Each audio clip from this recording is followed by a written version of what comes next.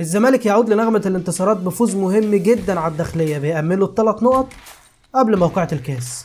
نزلنا الماتش بال4-2-3-1، محمد صبحي في حراسة المرمى وعودة فتوح المهمة جدا قبل نهائي الكاس، الزناري يمين، حسام المسلوسي في القلب، دونجا وسيف جعفر، عبد الله السعيد رقم 10، ناصر ماهر مكان مصطفى شلبي، وزيزو وناصر منسي.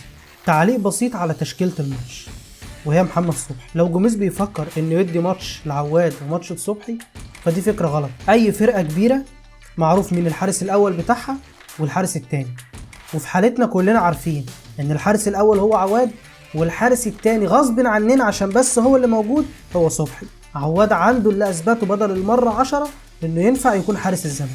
بدأنا الماتش بنفس طريقة ماتش ابو سليم، ضغط عالي، استحواذ، استرجاع سريع للكورة، وهو ده الفكر اللي بيحاول يطبقه جوميز، وده اللي خلى فرقة زي الداخلية مش عارفة تباصي 3-4 باصات على بعض. طبعا كما هو متوقع فرقة زي الداخلية نزلت مقفلة كل خطوطها، سيطرة كاملة لينا في نص الملعب، فوقان كبير من دونجا اللي ابتدى يرجع واحدة واحدة لمستواه، وغياب تام لسيف جعفر اللي انا شخصيا معرفش ايه اللي رجعه من بيراميدز لغاية دلوقتي.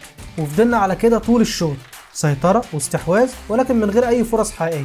ولكن عجبني في الشوط الاول ان جوميز جرب ناصر مكان شلبي اللي لغاية دلوقتي ما يطمنش، ده غير طريقة لعبه اللي ما بيحبهاش جوميز ولا انا، وهو انه على طول لازق في الخط وبيقفل على الباك اللي معاه، على عكس ناصر اللي كان دايما يضم للعمق ويفتح الطرف لفتوح، واتعملت منها كذا كوره، منهم واحده كانت لناصر ولكن الحارس قدر يصدها، ده غير كوره دونجا اللي شاتها بالعرض.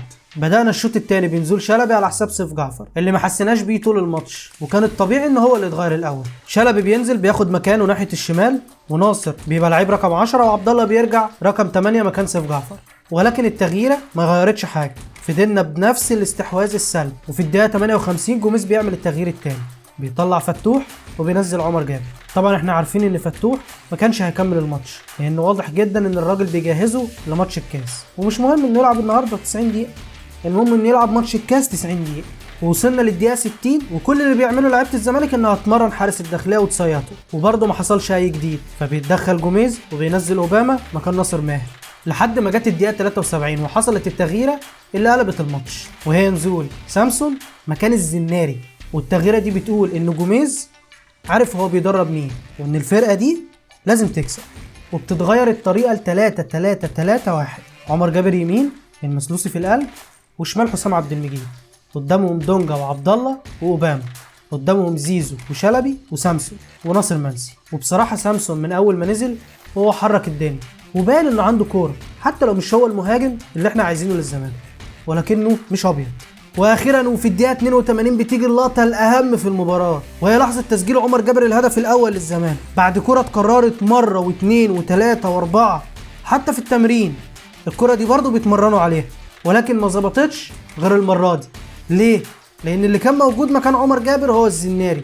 لو تلاحظ الزناري في الصوره اللي انت شايفها قدامك دي المساحه قدامه مش عايز يتحرك، لكن عمر جابر اتحرك واتلعبت له وقدرنا اخيرا نسجل منها. جمله واضحه جوميز شغال عليها يستحق ان يتسجل هدف منها. والزمالك بيكمل الدقايق اللي باقيه من الماتش بيدور الكوره، لعب تجاري بس هنا وزهقنا لعيبه الداخليه لغايه لما الحكم صفر. في كلمتين مهمين قبل ما نختم، وهي ان دونجا عامل ماتش كويس قوي النهارده، وفي الماتشات اللي فاتت من اول معسكر الامارات برضه كان عامل ماتشات كويسه، وانا راهنت نفسي ان مستوى نص ملعب الزمالك لما يعلى دونجا هو كمان هيعلى، لانه لعيب كويس واحنا جايبينه من بيراميدز كان لعيب كويس وكان بينضم للمنتخب. ولكن الفرقه اللي كانت عندنا دي بالذات في نص الملعب مهما كان اللعيب كان كويس هيظهر انه اصلا ما بيعرفش يلعب كوره. كلمتين برضو لعمر جابر اللي بقاله فتره كويس، ابتدى مستواه يعلى ويتطور، رغم ان انا عمر جابر ما بيعجبنيش في اوقات كتير لان بحسه مش ايجابي، مش عايز يروح ويجيب جون ويخلص. اخيرا جوميز اللي ماتش عن ماتش بيكسب ثقه الجماهير وثقه الاداره، واتمنى ان الثقه دي تكمل يوم 8/3.